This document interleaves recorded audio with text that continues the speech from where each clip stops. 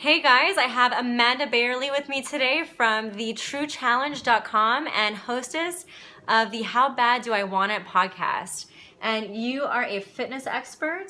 You train clients in person and remotely, right? And so that's what Amanda does. And today we are going to talk about how to celebrate with food, right? To celebrate, to not celebrate. It's kind of a gray area. Yes, it is. So Amanda, go ahead and tell us, give us a little bit about your experience with celebrating with food and what you used to do, what you do today. And I didn't mention also that you used to weigh. Yes. So I used to be about 25 pounds heavier, which is actually kind of funny because the more muscle that I build, I'm pretty much like at the same weight that I used to be, but muscle, fat, different, composition of how your body looks. So anyway, grew up in Ohio, and I just grew up, with parents that loved food and wanted to give us everything, and so something good happened, we would go out for food. Something bad happened, we would go out for food. So it was always just this cycle of whenever you're emotional, you eat. And so I remember in volleyball, we would do amazing, in our tournaments and stuff like that. And I was an athlete. So, I would kill it and do really well. And then we would go celebrate and I would get, buffalo wings and just fried food all over the place and dessert. And that's how I grew up. And so, I went super, super strict on my journey with Nicholas, and I didn't eat anything bad for almost an entire year. And, just retraining my brain and retraining my emotions on how to deal with it. But let me ask you a quick question. Yeah. Sorry. You said I didn't eat anything bad for almost an entire year. What do you mean by that?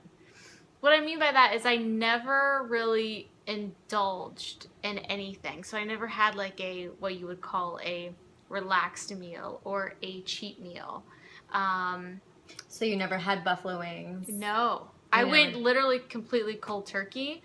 But when you do that, you then have this, I kind of had a backlash of oh my gosh, it's been a year. And then I just kind of gained some of the weight back and had to figure out how to live with emotions and not always turn to food. And I'm still in this process of not wanting to always celebrate with food because that's how it always been in the past. And thankfully I don't, when something bad happens, I don't turn to food.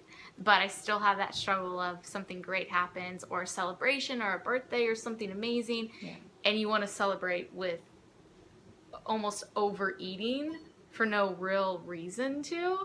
And so I'm still in that battle, but since then have been able to balance it a lot better. It's not a daily thing. It's, maybe once a week, but I think just for me, well, you can answer, ask a question in this, but for me, how I've overcome it is really realizing is this serving my purpose? Is this really going to make me feel any better?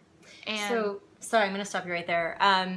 In that moment, when you're assessing not just what the food is, but why it's there, why you're there, can you just walk us through that moment? Because how we make these decisions is actually extremely important. It's not talked about often, but the way that most people make these good decisions, it actually is not necessarily a step-by-step process, but we eventually create our own steps to walk through it. So can you share a little bit of that with us?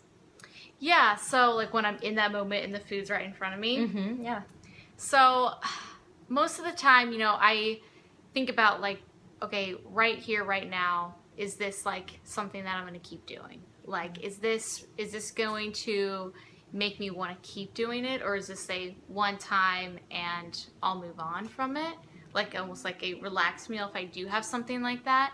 But I just want to clarify is this going to make me want to keep doing it? I'm assuming what you're saying is this going to send me into a spiral of if after I have this piece of cake, am I going to want sugar for a week? Yes. Right? That's exactly what I mean. And that's a big issue that a lot of people have. So it's so this in particular. Yeah. And if I have been doing it, if it's a cycle, if I notice oh my goodness, this is in front of me, what have I been eating the last couple days?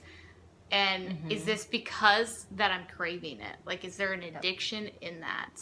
And so I always think about that when, you know, sugar comes up, because sugar is one of the most addicting things out there. Yeah. And so, yeah, I have to go through that in the process of, why am I eating this right now? Is it because there is some type of addiction? If there is, I'm like, I need to cut it off now, because I don't want that addiction. I don't want to be addicted to food. It controlling me instead of me controlling it. Yeah, I love that you brought that up, because sometimes the foods that we get addicted to, that actually causes an emotional downward spiral. So then it goes from an addiction to emotional eating, and those are two separate things.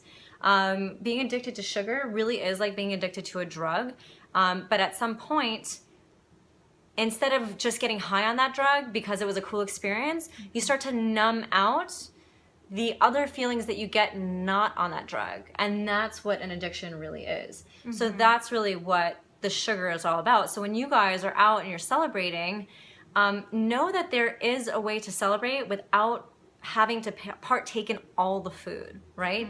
You can partake in the connection with people without having to eat everything that they're eating. And that is definitely a practice. It's actually something that, now that we've opened up that topic, I'll go ahead and I'll talk about that on the next video specifically, because that's a big thing. Is there anything else about that experience that you would like to add? Yeah, I would say that, you know, from my experience, when you're consumed with food, you know, whether, even if it's good food, just food in general, it takes away from the other headspace of things that you could focus on.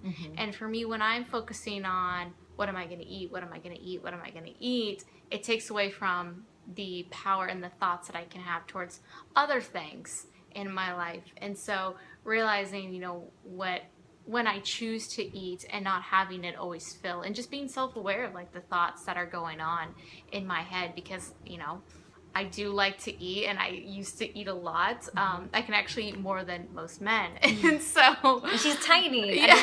Under this video, she's a little small girl. I know. Like, my parents are like, Amanda, like, how much can you eat? And so I always have to be really self-aware that I'm not letting food consume me. Does that make sense? Yes. Yeah. So realizing that when you can control that, you now allow more room for other things for yourself to do. And what Nicholas said in the past week of really fulfilling what makes you happy and what makes you feel fulfilled. Yeah. Thank you so much for sharing your you. story. I really appreciate that. And I just want to reiterate, Amanda is a fitness coach. She's an amazing fitness coach, and she is still working through these things every day. I am an emotional eating and binge eating coach.